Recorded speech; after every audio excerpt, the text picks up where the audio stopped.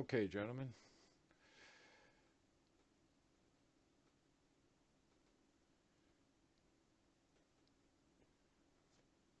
Test.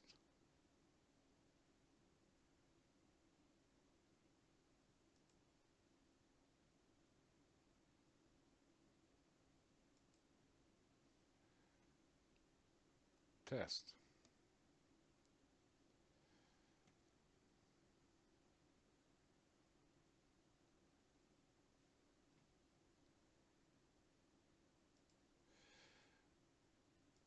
Okay, guys. I've reconfigured. Oh, wait a second. I don't want to listen to that shit. Hold on.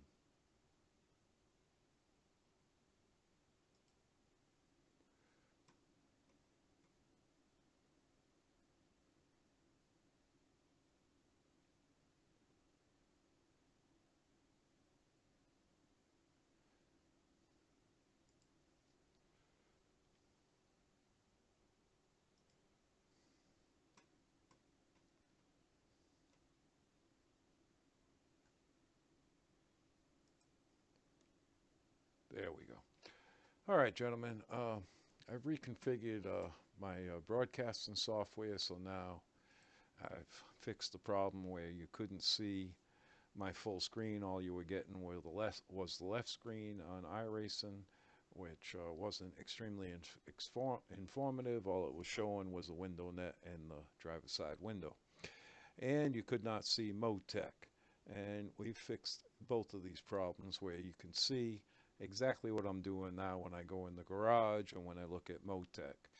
Um, this may be the way we do this setup sessions in the future, just me and the track. So let's next week I have a Xfinity race coming up on Monday for less than a week away uh, at Pocono Raceway. And what I'm going to do is go into iRacing setups and load the default iRacing set. I'm looking at a 14 and a half pound uh, stagger on tire pressures on the iRacing default set.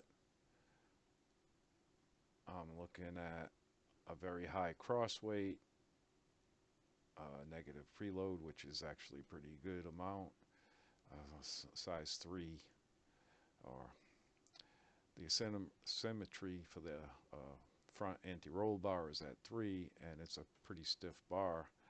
But here we are with the default set in iRace, and I haven't touched anything, and it's failing tech. Wait a second. 30 and 37.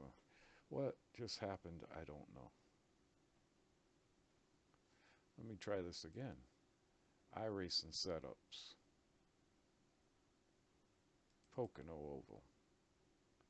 34 and 48 and 5. And it's failed.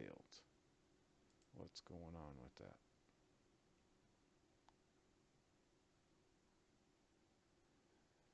Oh, either way, this is what I'm going to do.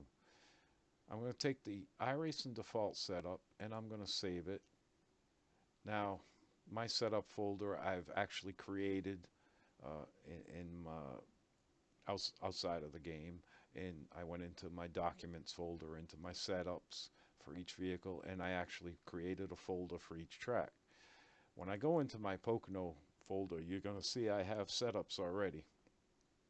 However, these setups were built, a month ago, and they were built for KMA Racing League's conditions, which is 65-degree temperature, mostly cloudy, morning time, pretty much as grippy as you can get the track is the way we race at KMA. These sets, if they are a little loose in the KMA race, they're going to be undrivably loose at the conditions I set up my test server at. Now, when I'm building sets, I set my test server up at extremely bad conditions, 90-degree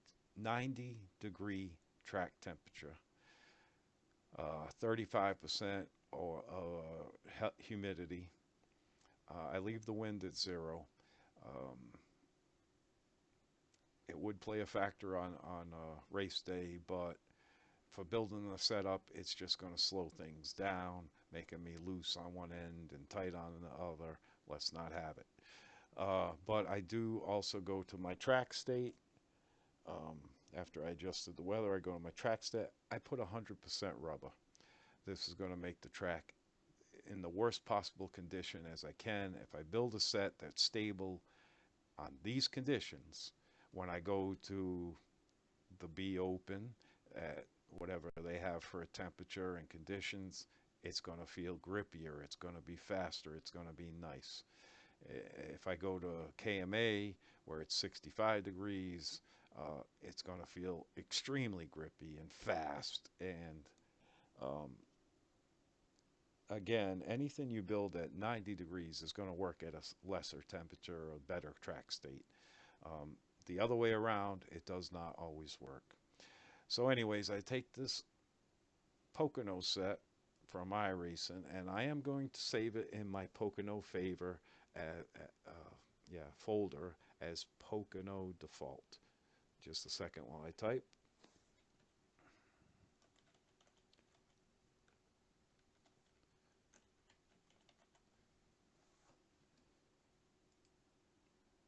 Again, I don't know why, but the temperatures, tire pressures just dropped to 30 and 37 pounds by themselves. Don't ask me why. Oh, they just changed again. No. What am I doing? I'm looking at the wrong thing. Last hot pressure. There's never been a hot pressure. Here we go. 34 and 48. 34 and 48. iRacing default. It fails tech. I am amazed. Okay. Minimum ride height in the Xfinity car is 5.5 inches. I'm about a half inch shy, almost a half inch shy on the left front. I'm a little high on the right, 2/10. Same thing on the rear. Just over a tenth low, but I'm high on the right. So the first thing I'm going to do is take this preload. Again, my cross weight was very high, and drop it down and click apply. Now, it didn't fix the left side, but it did lower the right, and it brought my cross weight down from 58.7 to 58.4. Now, when I click my left front spring perch, I left click it to raise. All the spring perches work the same way. The left front was the worst tire, so I start on that. 4, 5 clicks, apply. I'm still low, but my preload's going up, my wedge is going down, or cross weight. I'm going to keep going. It's in spec. This is a respectable amount of negative preload. I'll explain why later. And my cross weight now has gone down over 2 points. I'm happy with that. I'm still failing. Okay. truck arm preload.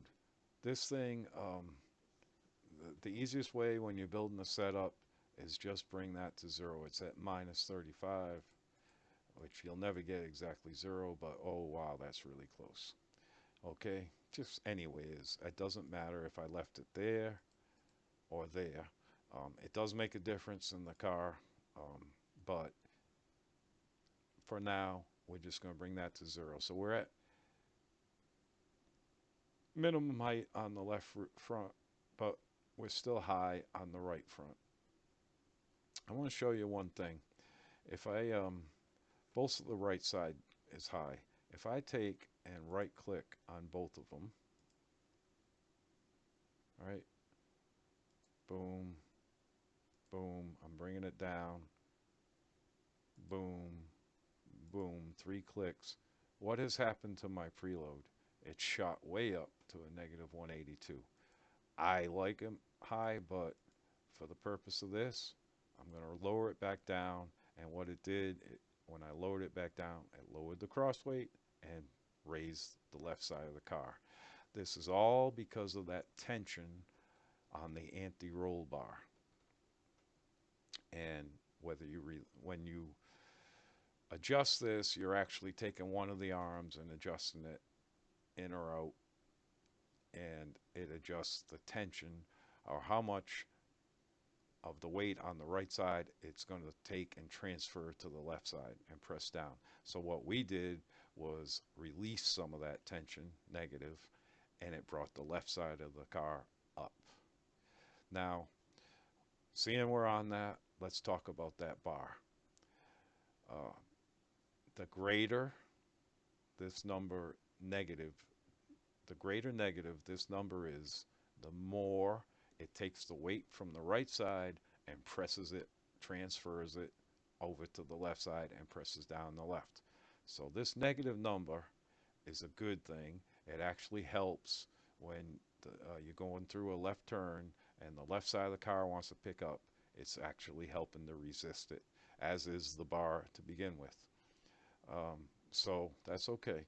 Uh, Again, we're going to go through this stuff a little bit at a time, but the more we touch it, the more we talk about it, the better, more comfortable you'll get with it and what everything does. Uh, right now, my left side on the rear is higher than my right side. It's okay. I haven't even started touching springs and stuff like that. Basically, we're just taking a default set and what did I just do?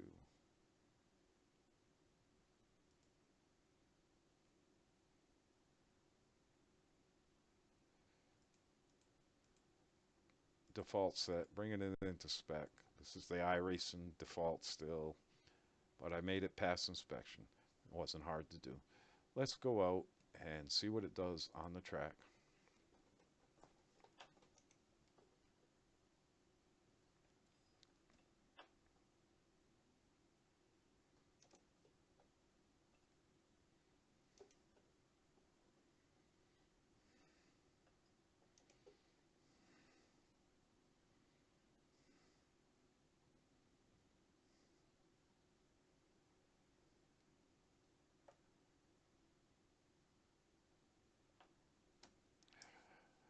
The car has no power.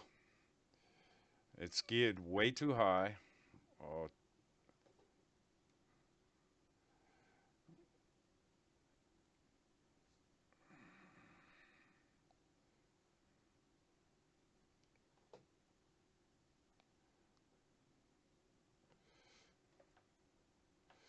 actually, up there, it was a little loose on entry.